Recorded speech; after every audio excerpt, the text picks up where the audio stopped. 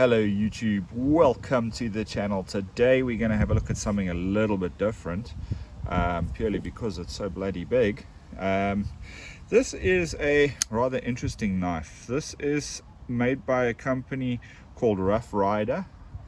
You can see their logo over there, Rough Rider Tough Knives. The model here is the RR1871, made in China. They are budget blades, but in so saying, they've actually made some pretty nice stuff that I've come across over the past couple of years. So this knife does have a nice sort of linen micarta sort of scales on it. This side is pretty straightforward with a nice big pocket clip. Quite well made, feels pretty solid. No real screw that side, just a stud. And on this side you've got your tensioning screw. You can see the fit and finish of this. It's not terrible for what you pay for these. And on this side they've got a bit of a finger contouring, whatever you would call that. And of course you can move the pocket clip to this side. There's a hole here for putting some paracord or something through, if you so wish to do so. Red liners, well, steel liners with that sort of red between it and the scales. It's actually quite nice. So you get quite a bit of a close-up over there of what's going on. Now to me this sort of resembles what I would call a stiletto. It does have a bit of a stud here for engaging. You can of course open it up like that. As mentioned, it is a really large knife. The other option is of course from here with a bit of a wrist flick you can open it up. So as I mentioned, it's quite a big blade.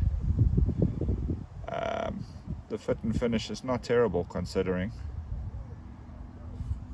Interestingly enough, you can see the liner lock in there does engage about 50% of the blade, so that's pretty good for use out and about. I'd say definitely not a terrible mechanism, quite comfortable. You can choke up a little bit, but this gets a bit uncomfortable, but you can however get in and get quite a bit of leverage down on that blade. Really not too bad. Things I don't like about this knife is it's quite heavy. In the pocket this does weigh down if you're wearing a pair of shorts without a belt, so you'd have to wear your belt if you are wearing this. It's a bit thin for my liking, and of course when you take this thing out in the office or something like that, you do tend to get quite a few strange stares. People looking at you wondering if you're mad or why you need such a large knife. But yeah, I suppose it's a personal taste thing. This is just one of the blades that I have in my collection. It's not a bad piece, to be honest. It's not an expensive knife at all, and it generally gets the job done. I mean, this thing is pretty practical for all intents and purposes. It's a sharp blade. It can do quite a bit. I wouldn't recommend it for sort of any heavier work, but not a bad blade, Rough Rider. So guys, yeah, that's just a quick first look at this knife. I will do a bit of a follow-up review. This knife has been used a little. It does hold up quite well.